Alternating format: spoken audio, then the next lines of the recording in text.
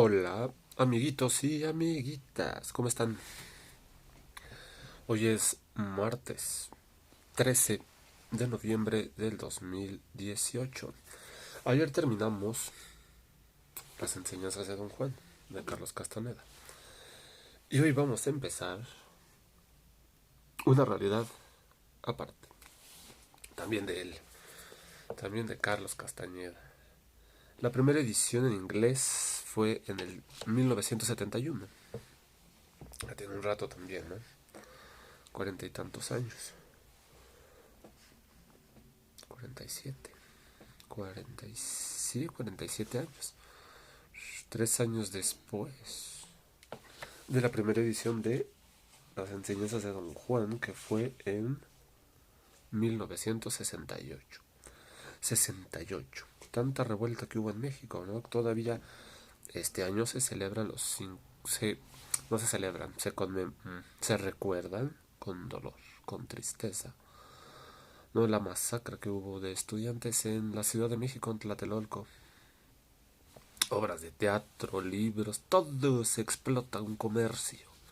Impresionante cómo se comercializa con la muerte. Vivimos en un mundo que está enfocada su atención en la muerte. Las noticias, todo es destructivo. Ahí está enfocada nuestra atención. O ahí es donde les interesa que esté enfocada nuestra atención. Empecemos. Nuestro capítulo de introducción.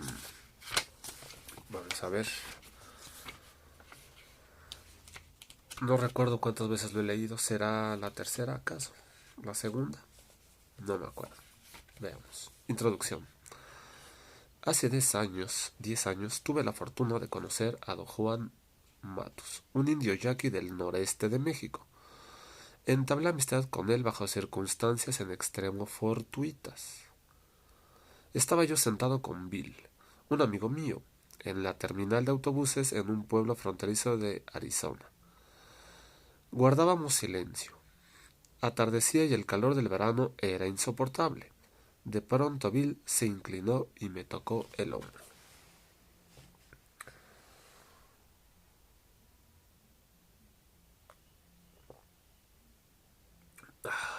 Con este frío, un té.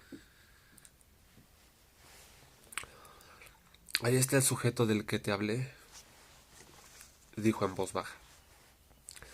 Ladeó casualmente la cabeza señalando hacia la entrada. Un anciano acababa de llegar. Un anciano. Lo vio como un anciano. ¿Qué me dijiste de él? Pregunté. Es el indio que sabe del peyote. ¿Te acuerdas?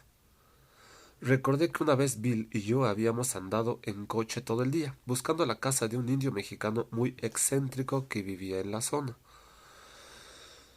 No la encontramos, y yo tuve la sospecha de que los indios a quienes pedimos direcciones nos habían desorientado a propósito. Bill me dijo que el hombre era un yerbero, ¿se acuerdan? Yerbero. Y que sabía mucho sobre el cacto alucinógeno peyote. No es un alucinógeno, ni es una droga. Así está catalogada por la cultura y los gobiernos actuales. Por lo que puede hacer, por la capacidad que tiene de abrir la visión, de expandir la conciencia temporalmente y de muchas otras cosas. No todos los que comen jicuri tienen visiones. No es un alucinógeno. Hay drogas que están diseñadas para que tengas visiones. Esta no es una droga. Esta es una planta maestra. Es medicina de la madre tierra. Medicina. Para el alma, para el corazón, para la mente, para todo. Bien usada. No es un alucinógeno. Pero acuérdense que Carlos viene supuestamente de investigador. Dijo también que me sería útil conocerlo. Bill era mi guía en el suroeste de los Estados Unidos, donde yo andaba reuniendo información y especímenes de plantas medicinales, medicinal, el peyote, el jicuri, usadas por los indios de la zona. Bill se levantó y fue a saludar al hombre. El indio era de estatura mediana. Su cabello blanco y corto le tapaba un poco las orejas, acentuando la redondez del cráneo. ¿Se acuerdan que nació en el sur? Era muy moreno. Las hondas arrugas en su rostro le daban apariencia de viejo, pero su cuerpo parecía fuerte y ágil. Lo observé un momento. Se movía con una facilidad que yo habría creído imposible para un anciano.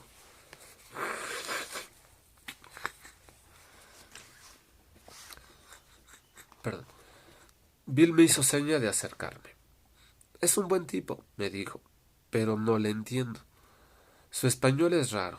Ha de estar lleno de coloquialismos rurales. El anciano miró a Bill y sonrió. Y Bill, que apenas habla unas cuantas palabras de español, armó una frase absurda en ese idioma. Me miró como preguntando si se daba a entender, pero yo ignoraba lo que tenía en mente. Sonrió con timidez y se alejó.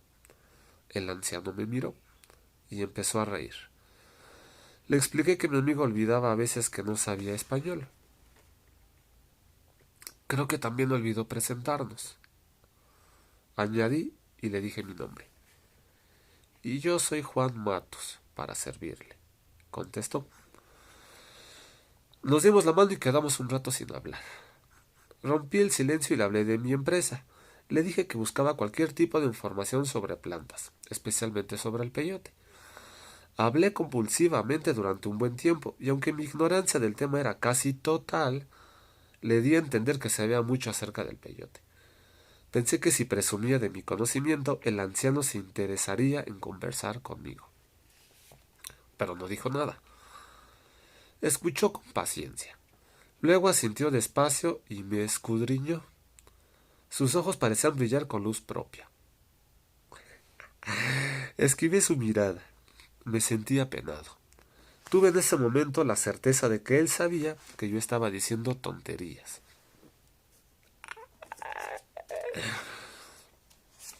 Vaya usted un día a mi casa, dijo finalmente, apartando los ojos de mí. A lo mejor allí podemos platicar más a gusto. Búsqueme, búsqueme. No supe qué más decir. Me sentía incómodo. Tras un rato Bill volvió a entrar en el recinto. Advirtió mi desazón y no pronunció una sola palabra. Estuvimos un rato sentados en profundo silencio. Luego el anciano se levantó. Su autobús había llegado, dijo adiós. ¿No te fue muy bien, verdad? Preguntó Bill. No. ¿Le preguntaste de las plantas? Sí, pero creo que metí la pata. Te dije, es muy excéntrico. Los indios de por aquí lo conocen, pero jamás lo mencionan. Y eso es por algo. Pero dijo que yo podía ir a su casa. Te estaba tomando el pelo. Seguro. Puedes ir a su casa, pero ¿eso qué? Nunca te dirá nada. Si llegas a preguntarle algo, te tratará como si fueras un idiota diciendo tonterías. Bill dijo convincentemente que ya había conocido gente así, personas que daban la impresión de saber mucho. En su opinión, tales personas no valían la pena, pues tarde o temprano se podía obtener la misma información de alguien que no se hiciera el difícil. Dijo que él no tenía paciencia ni tiempo que gastar con viejos farsantes, y que posiblemente el anciano solo aparentaba ser conocedor de hierbas, mientras que en realidad sabía tan poco como cualquiera. A veces pasa. Bill siguió hablando, pero yo no escuchaba. Mi mente continuaba fija en el indio. Él sabía que yo había estado alardeando. Recordé sus ojos. Habían brillado, literalmente. Ese primer encuentro siempre es lo está recordando Carlos. ¿Se acuerdan? Regresé a verlo unos meses más tarde. No tanto como estudiante de antropología. ¿Se acuerdan que iba como estudiante? Creo que era de maestría, dicen por allí. Regresé a verlo unos meses más tarde, no tanto como estudiante de antropología interesado en plantas medicinales, sino como poseso de una curiosidad inexplicable. La forma en que me había mirado fue un evento sin precedentes en mi vida. Yo quería saber qué implicaba aquella mirada. Se me volvió casi una obsesión, y mientras más pensaba en ella, más insólita parecía.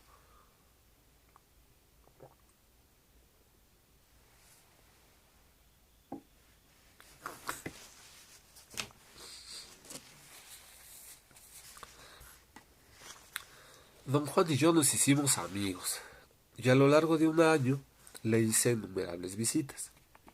Su actitud me daba mucha confianza y su sentido del humor me parecía excelente. Pero sobre todo sentía en sus actos una consistencia callada, totalmente desconcertante para mí. Experimentaba en su presencia un raro deleite y al mismo tiempo una desazón extraña. Su sola compañía me forzaba a efectuar una tremenda reevaluación de mis modelos de conducta. Me había educado, quizá como a todo el mundo. Me habían educado, quizá como a todo el mundo, para tener la disposición de aceptar al hombre como una criatura esencialmente débil y falible. Lo que me impresionaba de don Juan era el hecho de que no destacaba el ser débil e indefenso, y el solo estar cerca de él aseguraba una comparación desfavorable entre su forma de comportarse y la mía. En desventaja estaba Carlos, y él era un estudiante de maestría. ¿Cuántos años habrá tenido? 30. Y don Juan 70, 69, 67, ¿no? ¿Cuántos tenía? Ya estaba grande. Y se sentía en desventaja. Lo veía, se comparaba con ese lomo. ¿Qué pedo con este viejito?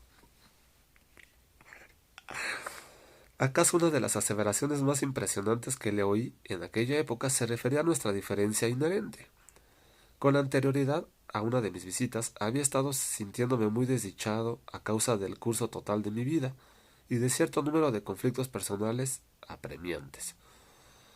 Al llegar a su casa me sentía melancólico y nervioso. Hablábamos de mi interés en su conocimiento, pero, como de costumbre, íbamos por sendas distintas. Yo me refería al conocimiento académico que trasciende la experiencia, mientras él hablaba del conocimiento directo del mundo. Directo, como son. ¿A poco crees que conoces el mundo que te rodea? Preguntó. Conozco de todo, dije. Quiero decir, ¿sientes el mundo que te rodea? Siento el mundo que me rodea tanto como puedo. Eso no basta. Debes sentirlo todo. De otra manera, el mundo pierde su sentido. Formulé el clásico argumento de que no era necesario probar la sopa para conocer la receta. Ay, don Juan. Ni recibir un choque eléctrico para saber de la electricidad. Cálmese, don Juan. Ya transformaste todo en una estupidez. Dijo. Ya veo que quieres agarrarte de tus razones a pesar de que no te dan nada. Quieres seguir siendo el mismo aún a costa de tu bienestar. Aferrado a ser quien eres. No sé de qué habla usted. Hablo del hecho de que no estás completo. No tienes paz. No estás completo. Fíjate. Más adelante, en otros libros, le van a explicar a Carlos por qué le están diciendo que no está completo. Hablo del hecho de que no estás completo. No tienes paz. Don Juan lo veía. Ella veía, podía leerlo. La aserción me molestó. Me sentí ofendido. Pensé que don Juan no estaba calificado en modo alguno para juzgar mis actos ni mi personalidad. El ego, el ego, el ego. Estás lleno de problemas, dijo. ¿Por qué? Solo soy un hombre, don Juan. La respuesta. Pinche Carlos. Así contestó Homero Simpson. Solo soy un hombre. Solo soy un ser humano. ¿Qué quieren que haga? Tengo defectos. Un chingo.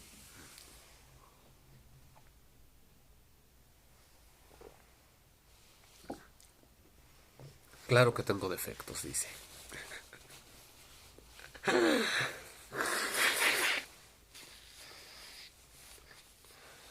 Hombre, esta gripa del diablo que no me deja. Y con tanto frío que está haciendo ahora.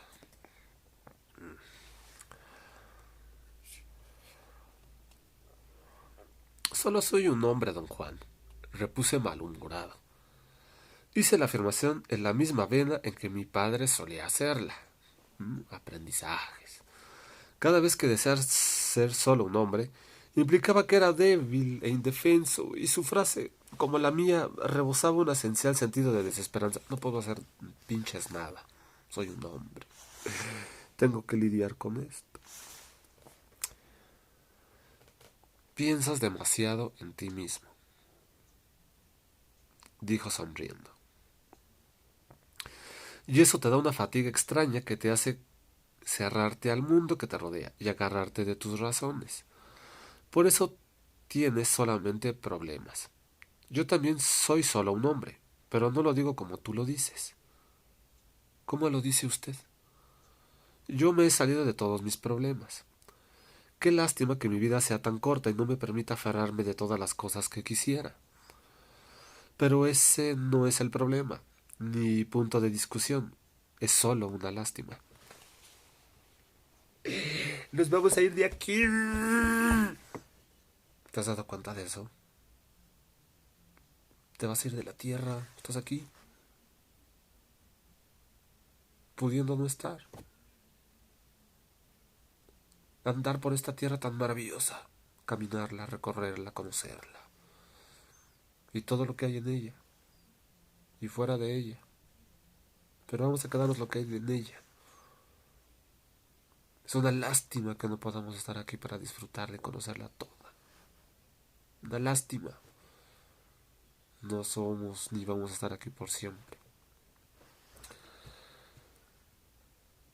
Pero como dice don Juan,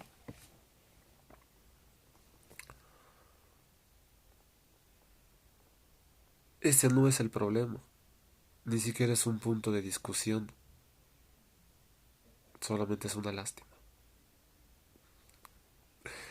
Me gustó el tono de sus frases. No había en él desesperación ni compasión por sí mismo. Pues no, Juan ya estaba liberado de todo eso. Don Juan, él ya. Yo no estaba aferrado a eso, sabía que iba a estar aquí un rato y se iba a ir. ¿Por qué chingados tenía problemas? No tiene sentido. En 1961, un año después de nuestro primer encuentro, don Juan me reveló que poseía un conocimiento secreto de las plantas medicinales. Me dijo que era brujo. Soy brujo. Desde ese punto, cambió la relación entre nosotros. Me convertí en su aprendiz y durante los 4 años siguientes luchó por enseñarme los misterios de la hechicería. He escrito sobre ese aprendizaje, las enseñanzas de don Juan, una forma yaqui de conocimiento, el libro anterior. Nuestras conversaciones fueron todas en español, y gracias al magnífico dominio que don Juan poseía del idioma, obtuve explicaciones detalladas de los complejos significados de su sistema de creencias. Sistema de creencias, ¿eh? Como Carlos todavía lo ve como antropólogo. Ese fue su ejercicio de brujería. He llamado brujería a esa intrincada y sistemática estructura de conocimiento, y brujo a don Juan, porque él mismo empleaba tales categorías en la conversación informal. Sin embargo, en el contexto de las elucidaciones más serias, usaba los términos conocimiento para categorizar la brujería y hombre de conocimiento o el que sabe para categorizar al brujo. Hombre de conocimiento no es lo mismo que los brujos que conocemos. Un hombre de conocimiento trascendió la brujería y la hechicería, como lo decía don Juan en el libro pasado. Con el fin de enseñar y corroborar su conocimiento, don Juan usaba 3 conocidas plantas psicotrópicas: peyote, que es el Ophrora Williams, el toloache, la Datura inoxia, y un hongo perteneciente al género del psilocibe. A través de la ingestión por separado de cada uno de estos alucinógenos, produjo en mí, su aprendiz, unos estados peculiares de percepción distorsionada o conciencia alterada, que he llamado estados de realidad no ordinaria. Acuérdense que no son alucinógenos. Esa es una categoría, una palabra que usa la ciencia para catalogar a las plantas en la misma dimensión que las cosas fabricadas en laboratorio, químicamente, sintéticos. No es lo mismo, no es lo mismo. El LSD, por más visión que te dé, es el cuadrito que te... no es maestro, no es maestro. Puedes entender muchas cosas, eso sí, pero no es lo mismo. Es una planta maestra. Existe, fuera del laboratorio.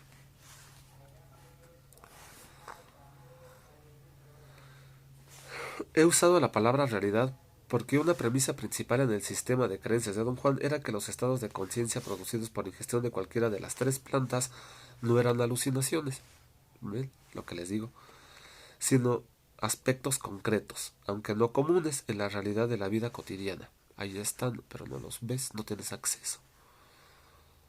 Por algunas razones no ocupas necesariamente las plantas para tener ciertas visiones del mundo que te rodea que no percibes normalmente, pero falta energía. Don Juan no se comportaba hacia tales estados de realidad no ordinaria como si fueran reales, los tomaba como reales. Eran reales, son reales. Clasificar como alucinógenos las plantas citadas y como realidad no ordinaria los estados que producían es, desde luego, un recurso mío. Él te lo está diciendo, no es que lo sean, pero lo tengo que decir de alguna manera. Don Juan entendía y explicaba las plantas como vehículos que conducían o guiaban a un hombre a ciertas fuerzas o poderes impersonales, y los estados que producían como los encuentros que un brujo debía tener con esos poderes para ganar control sobre ellos. Llamaba al peyote mezcalito y lo describía como un maestro benévolo y protector de los hombres. Mezcalito. Mezcalito enseñaba la forma correcta de vivir. El peyote suele ingerirse en reuniones de brujos llamados mitotes. Cuando te dicen vamos a un mitote, ya sabes a qué vas. Donde los participantes se juntaban específicamente para buscar una lección sobre la forma correcta de vivir. Don Juan consideraba al toloache y a los hongos poderes de distinta clase, los llamaba aliados, y decía que eran susceptibles a la manipulación. De hecho, un brujo obtenía su fuerza manipulando a un aliado. De los dos, don Juan prefería al hongo. Afirmaba que el poder contenido en el hongo era su aliado personal y lo llamaba humo o humito, porque se lo fumaba. El procedimiento de don Juan para utilizar los hongos era dejarlos secar dentro de un pequeño guaje donde se pulverizaban. Mantenía cerrado el guaje durante un año y luego mezclaba el fino polvo con otras 5 plantas secas y produciendo una mezcla para fumar en pipa. Para convertirse en hombre de conocimiento, había que encontrarse con el aliado tantas veces como fuera posible. Había que familiarizarse con él. Esta premisa implicaba desde luego que uno debía fumar bastante a menudo la mezcla alucinógena. Este proceso de fumar consistía en ingerir el tenue polvo de hongos que no se incineraba, en inhalar el humo de las otras 5 plantas que componían la mezcla. Don Juan explicaba los profundos efectos del humo sobre las capacidades de percepción diciendo que el aliado se llevaba el cuerpo de humo. El método didáctico de don Juan requería un esfuerzo extraordinario por parte del aprendiz. De hecho, el grado de participación y compromiso necesario era tan extenuante que a fines de 1965 tuve que abandonar el aprendizaje. No di para más. Puedo decir ahora, con la perspectiva de los 5 años transcurridos, que en ese tiempo las enseñanzas de Don Juan habían empezado a representar una seria amenaza para mi idea del mundo. Lo estaba desfragmentando, quitándole la basura. Yo empezaba a perder la certeza, común a todos nosotros, de que la realidad de la vida cotidiana es algo que podemos dar por sentado. Como este es un... Como todos tenemos anclada nuestra percepción en este mundo de la misma forma, lo vemos igual. Por eso se ve igual, porque estamos anclados. Nuestra percepción está anclada. Y Don Juan le está ayudando a desanclar esa percepción. Entonces él empieza a darse cuenta. Entonces no es necesariamente que el mundo sea así. Y si no es así, entonces todo lo que he hecho en mi vida, ¿qué? Un puro juego. Y lo tenemos que seguir jugando porque así está funcionando. Pero poderte desanclar de ahí te da la posibilidad de otras cosas. De muchas otras cosas. No solamente en el mundo físico, en el mundo tonal, también en el nahual. En la época de mi retirada, me hallaba convencido de que mi decisión era terminante. No quería volver a ver a Don Juan. Sin embargo, en 1968 me facilitaron uno de los primeros ejemplares de mi libro y me sentí compelido en enseñárselo. ¡Mire lo que hice, Don Juan! Lo fui a visitar. Nuestra liga de maestro-aprendiz se restableció misteriosamente y puedo decir que en esa ocasión inicié un segundo ciclo de aprendizaje, muy distinto del primero. Mi temor no fue tan agudo como lo había sido en el pasado. El ambiente total de las enseñanzas de Don Juan fue más relajado. Reía y también me hacía reír mucho. Parecía haber, por parte suya, un intento deliberado de minimizar la seriedad en general. Payaseó los momentos verdaderamente cruciales de este segundo ciclo, y así me ayudó a superar experiencias que fácilmente habrían podido volverse obsesivas. Su premisa era la necesidad de una disposición ligera y tratable para soportar el impacto y la extrañeza del conocimiento que me estaba enseñando. La razón por la que te asustaste y saliste volando es porque te sientes más importante de lo que eres. Sí, nos pasa, dijo, explicando mi retirada previa. Sentirse importante lo hace a uno pesado, rudo y vanidoso. Para ser hombre de conocimiento se necesita ser liviano y fluido. El interés particular en Don Juan en el segundo ciclo de aprendizaje fue enseñarme a ver. Aparentemente, había en su sistema de conocimiento la posibilidad de marcar una diferencia sistemática entre ver y mirar, como dos mundos distintos de percibir, dos modos distintos de percibir. Mirar se refería a la manera ordinaria en que estamos acostumbrados a percibir el mundo, lo que hacemos todos los días. Mientras que ver involucraba un proceso muy complejo por virtud del cual un hombre de conocimiento percibe supuestamente la esencia de las cosas del mundo. Con el fin de presentar en forma legible las compilaciones del proceso de aprendizaje, he condensado largos pasajes de preguntas y respuestas, reduciendo así mis notas de campo originales. Creo, sin embargo, que en este punto mi presentación no puede, en absoluto, desvirtuar el significado de las enseñanzas de Don Juan.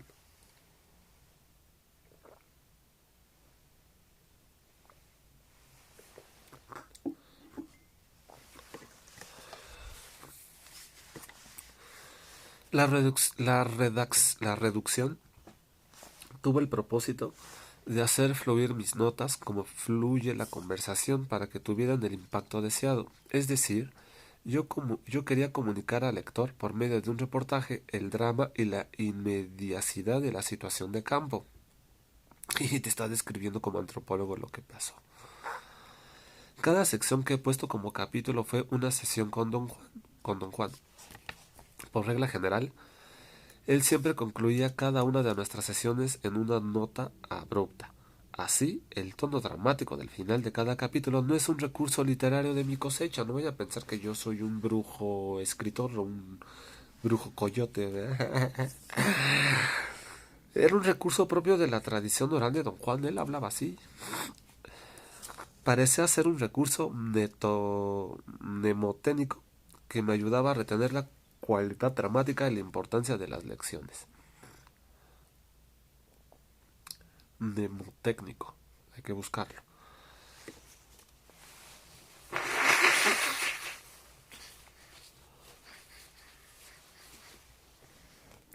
Empero, son necesarias ciertas explicaciones para dar coherencia a mi reportaje, pues su claridad depende de la elucidación de ciertos conceptos clave o unidades clave que deseo destacar. Esta elección de énfasis es congruente con mi interés en la ciencia social. Es perfectamente posible que otra persona, con un conjunto diferente de metas y anticipaciones, resaltara conceptos enteramente distintos de los que yo he elegido. Durante el segundo ciclo de aprendizaje, don Juan insistió en asegurarme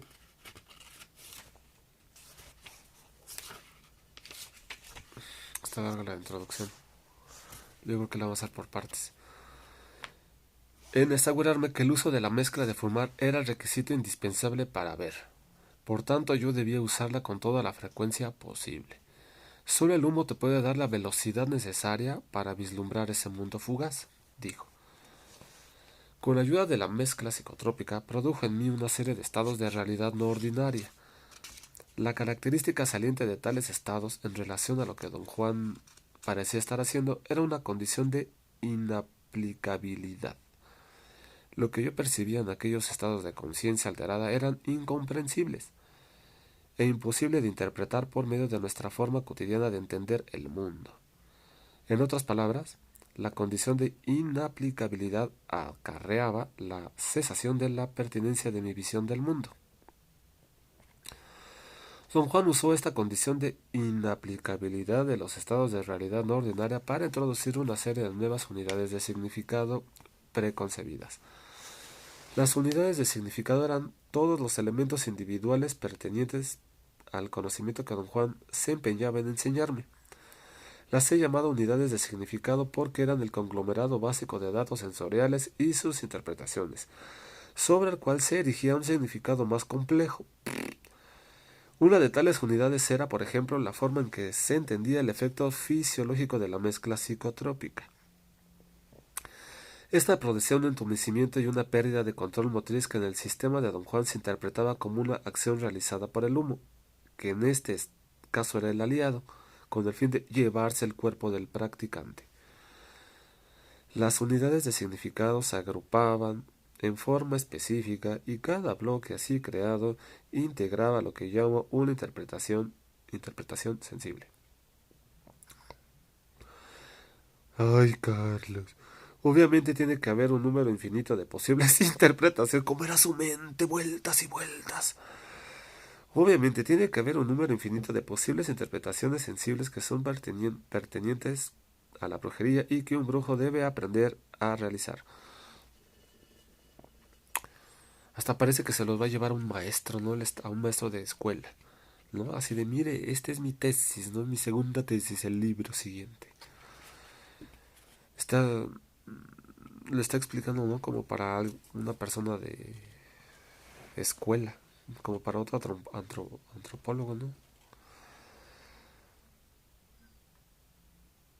En nuestra vida cotidiana enfrentamos un número infinito de interpretaciones sensibles pertenecientes a ella. Un ejemplo sencillo podrá ser la interpretación, ya no deliberada, que hacemos veintenas de veces cada día de la estructura que llamamos cuarto. Es obvio que hemos aprendido a interpretar en términos de cuarto la estructura que llamamos cuarto. Así, cuarto es una interpretación sensible porque requiere que en el momento de hacerla tengamos conocimiento en una u otra forma de todos los elementos que entran en su composición. Un sistema de interpretación sensible, ya no sé leer.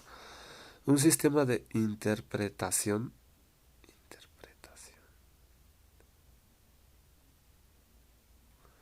Cada vez el lenguaje me parece más absurdo.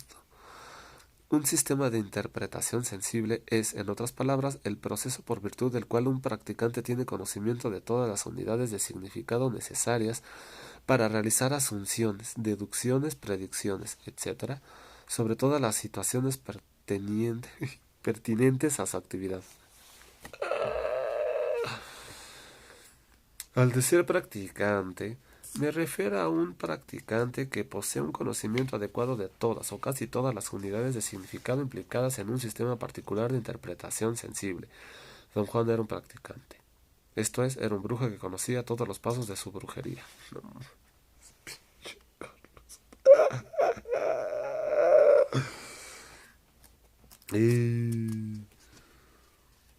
Como practicante, intentaba abrirme acceso a un sistema de interpretación sensible. Tal accesibilidad, en este caso, equivalía a un proceso de resocialización en el que se aprendían nuevas maneras de interpretar datos perceptuales. Yo era el extraño, el que carecía de la capacidad de realizar interpretaciones inteligentes y congruentes de las unidades de significado propias de la brujería. La tarea de Don Juan, como practicante ocupado en hacerme accesible a su sistema, consistía en descomponer una certeza particular que yo comparto con todo el mundo, la certeza de que la perspectiva de sentido común que tenemos en el mundo es definitiva. Lo que les decía hace rato, todos mantenemos nuestra percepción de este mundo de la misma manera, tenemos fijada nuestra atención de la misma forma, por eso lo vemos igual, y Don Juan le está ayudando a mover, a desencajar esa visión. A través del uso de plantas psicotrópicas y de contactos bien dirigidos entre su sistema extraño y mi persona, logró mostrarme que mi perspectiva del mundo no puede ser definitiva, porque solo es una interpretación. Vamos a dejarlo hasta aquí. Ya me cansé.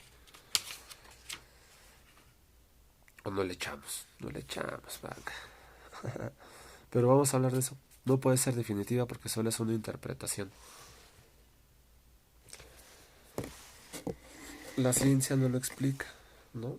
A través de antropólogos, psicólogos, pedagogos seguramente, nos explican cómo es que nos educamos unos a otros para mantener la visión del mundo. Eso no es ningún secreto, todos lo hacemos. Obviamente cada región tiene su propia interpretación del mundo. Pero eso no es lo que nos quiere decir Don Juan. Eso no es exactamente lo que nos están tratando de decir en estos libros.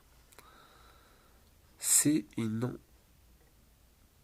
Sí tenemos que aprender a comprender que esa visión del mundo es una entre millones, que no existe nada en términos humanos que pueda llamarse o nombrarse como la verdad, porque exige una interpretación, todo exige una interpretación. Por eso le enseñan a ver, porque ver no implica procesos cognitivos de evaluación, de categorización. Cuando uno ve, sabe que las cosas no son buenas o malas, las cosas son lo que son, nada más. ¿Me explico? Vaya. Por otro lado, también está bien darse cuenta que todo es una interpretación, porque entonces dejas de tomarte en serio, porque tú eres una interpretación de ti mismo. Y entonces pones en duda tu ego. Y si uno entra por allí puede llegar a muchos lados, profundizar un montón en el conocimiento personal, que eso es lo que a veces nos hace falta, conocernos.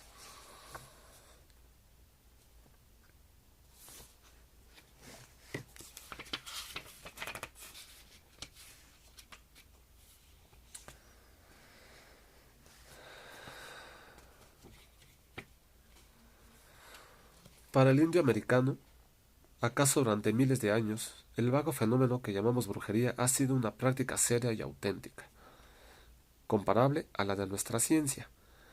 Nuestra dificultad para comprenderla surge sin duda de las unidades de significado extrañas con las cuales trata. Don Juan me dijo una vez que un hombre de conocimiento tiene predilecciones. Le pedí explicar este enunciado. Mi predilección es ver, dijo. ¿Qué quiere usted decir con eso? Me gusta ver, dijo, porque solo viendo puede un hombre de conocimiento saber. ¿Qué qué clase de cosas ve usted? Todo. Pero yo también veo todo y no soy un hombre de conocimiento. ¿No? ¿Tú no ves? Por supuesto que sí. Te digo que no. ¿Por qué dice usted eso, don Juan? Tú solamente miras la superficie de las cosas. ¿Quiere usted decir que todo hombre de conocimiento ve a través de lo que mira? No, eso no es lo que quiero decir. Dije que un hombre de conocimiento tiene sus propias predilecciones. La mía es sencillamente ver y saber. Otros hacen otras cosas. ¿Qué otras cosas, por ejemplo? Ahí tienes a Zacateca. Es un hombre de conocimiento, y su predilección es bailar, así que él baila y sabe. ¿Es la predilección de un hombre de conocimiento algo que él hace para saber? Sí, pues. Pero ¿cómo podría el baile ayudar a Zacateca a saber? Podríamos decir que Zacateca baila con todo lo que tiene. ¿Baila como yo bailo? Digo, ¿cómo se baila? Digamos que baila como yo veo, y no como tú bailas. ¿También ve como usted ve? Sí, pero también baila. ¿Cómo baila Zacateca? Es difícil explicar eso. Es un baile muy especial que usa cuando quiere saber, pero lo único que te puedo decir es que, a menos que entiendas los modos del que sabe, es imposible hablar de bailar o de ver. ¿Lo ha visto usted bailar? Sí, pero no todo el que mira su baile puede ver que esa es su forma especial de saber. Bailando. Sabían. Yo conocía a Zacateca, o al menos sabía quién era. Nos habían presentado y una vez le invité a una cerveza. Se portó con mucha cortesía y me dijo que fuera a su casa con entera libertad en cualquier momento que quisiese. Pensé largo tiempo en visitarlo, pero no se lo dije a don Juan. La tarde del 14 de mayo de 1962 fui a casa de Zacateca. Me había dado instrucciones para llegar y no tuve dificultad en hallarla. Estaba en una esquina y tenía una cerca en torno. La verja estaba cerrada. Di la vuelta para ver si podía atisbar el interior de la casa. Parecía desierta. —¡Don Elías! —llamó en voz alta. Las gallinas, asustadas, se desparramaron por el patio cacareando con furia. Un perrito se llegó a la cerca. Esperé a que me ladrara. En vez de ello, se sentó a mirarme. Grité de nuevo y las gallinas estallaron otra vez en cacareos. Una vieja salió de la casa. Le pedí llamar a don Elías. No está, dijo. ¿Dónde puedo hallarlo? Está en el campo. ¿En qué parte del campo? No sé, ven más tarde. Él regresa como a las 5. ¿Es usted la mujer de don Elías? Sí, soy su mujer, dijo y sonrió. Traté de hacerle preguntas sobre Zacateca, pero se excusó y dijo que no hablaba bien el español. Subí en mi coche y me alejé. Volví a la casa a eso de las 6. Me estacioné ante la verja y grité el nombre de Zacateca. Esta vez salió él de la casa. Encendí mi grabadora, que en su estuche de cuero café parecía una cámara colgada en mi hombro. Zacateca pareció reconocerme. Ah, eras tú. ¿Cómo está Juan? Muy bien, pero ¿cómo está usted, don Elías? No respondió. Parecía nervioso. Pese a su gran compostura exterior, sentí que se hallaba disgustado. ¿Te mandó Juan con algún recado? No, vine yo solo. ¿Y para qué? Su pregunta pareció traicionar sorpresa genuina. Nada más quería hablar con usted, dijo, tratando de parecer lo más despreocupado posible. Dije, no dijo. Dije, tratando de parecer lo más despreocupado posible. Don Juan me ha contado cosas maravillosas de usted y me entró la curiosidad y quería hacerle algunas preguntas. Zacateca estaba de pie frente a mí. Su cuerpo era delgado y fuerte. Llevaba camisa y pantalones caqui. Tenía los ojos entrecerrados. Parecía adormilado, quizá borracho. Su boca estaba abierta y el labio inferior colgaba. Noté su respiración profunda. Casi parecía roncar. Se me ocurrió que Zacatecas se hallaba sin duda borracho sin medida. Pero esa idea resultaba incongruente porque apenas unos minutos antes, al salir de su casa, había estado muy alerta y muy consciente de mi presencia. Ahí vamos. ¿De qué quieres hablar?, dijo por fin. La voz sonaba cansada. Era como si las palabras reptaran unas tras otras. Me sentí muy incómodo. Era como si su fatiga fuese contagiosa y me jalara. De nada en particular, respondí. Nada más vine a que platicáramos como amigos. Usted me invitó una vez a venir a su casa. Pues sí, pero esto no es lo mismo. ¿Por qué no es lo mismo? ¿Que no hablas con Juan? Sí. Entonces, ¿por qué quieres hablar conmigo? Pensé que quizá podría hacerle unas preguntas. Pregúntale a Juan.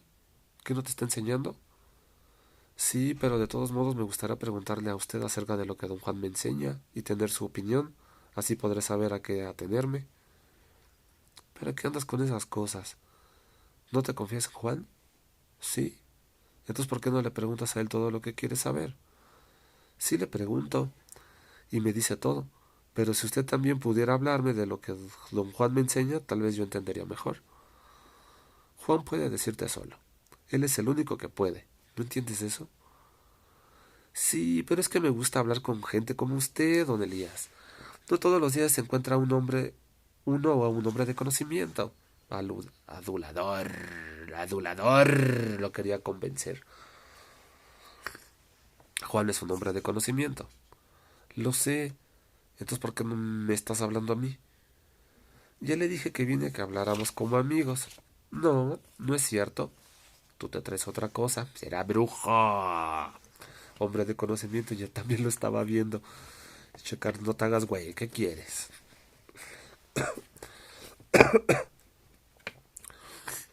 Quise explicarme, y no pude sino mascullar incoherencias. Zacateca no dijo nada. Parecía escuchar con atención. Tenía de nuevo los ojos entrecerrados, pero sentí que me escudriñaba. Asintió casi imperceptiblemente. Sus párpados se abrieron de pronto y vi sus ojos. Parecían mirar más allá de mí. Golpeó despreocupadamente el suelo con la punta de su pie derecho, justo atrás de su talón izquierdo. Tenía las piernas levemente arqueadas, los brazos inertes contra los costados. Luego alzó el brazo derecho. La mano estaba abierta con la palma perpendicular al suelo. Los dedos extendidos señalaban en mi dirección. Dejó oscilar la mano un par de veces antes de ponerla al nivel de mi rostro. La mantuvo en esa posición durante un instante y me dijo unas cuantas palabras. Su voz era muy clara, pero las palabras se arrastraban. Tras un momento dejó caer la mano a su costado y permaneció inmóvil, adoptando una posición extraña. Estaba parado en los dedos de su pie izquierdo, con la punta de pie derecho, cruzado tras el talón del izquierdo, golpeando en el suelo suave y rítmicamente. Experimenté una aprensión sin motivo, una especie de inquietud. Mis ideas parecían disociadas. Pensaba yo en cosas sin conexión ni sentido que nada tenían que ver con lo que ocurría. Advertí mi incomodidad y traté de encauzar nuevamente mis pensamientos hacia la situación inmediata, pero no pude a pesar de una gran pugna. Era como si alguna fuerza me evitara concentrarme o pensar cosas que vinieran al caso. Zacateca no había pronunciado palabra y yo no sabía qué más decir o hacer. En forma totalmente automática di la media vuelta y me marché. Más tarde me sentí empujado a narrar a don Juan mi encuentro con Zacateca.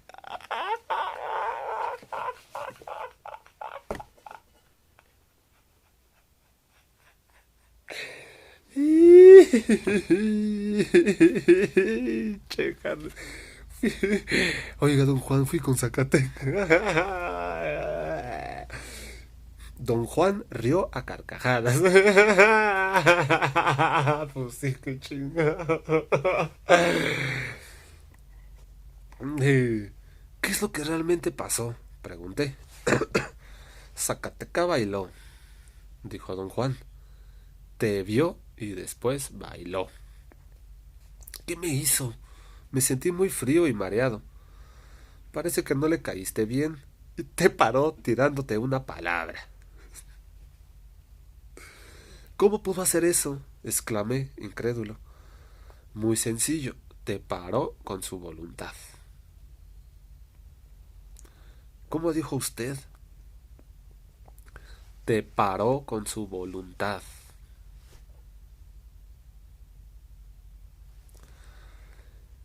La explicación no bastaba. Sus afirmaciones me sonaban a jerigonza. Traté de sacarle más, pero no pude explicar el evento de manera satisfactoria para mí. Obviamente, dicho evento o cualquier evento que ocurriese dentro de este ajeno sistema de sentido común solo podía ser explicado o comprendido en términos de las unidades de significado propias de tal sistema. Esta obra es, por lo tanto, un reportaje y debe leerse como reportaje. Ficha. El sistema de aprendizaje me era incomprensible, así que la pretensión de hacer algo más que reportar sobre él sería engañosa e impertinente, brujo acechador. En este aspecto, he adoptado el método fenomenológico. He luchado por encarar la brujería exclusivamente como fenómenos que me fueron presentados. Yo, como perceptor, registré lo que percibí y en el momento de registrarlo me propuse suspender todo juicio.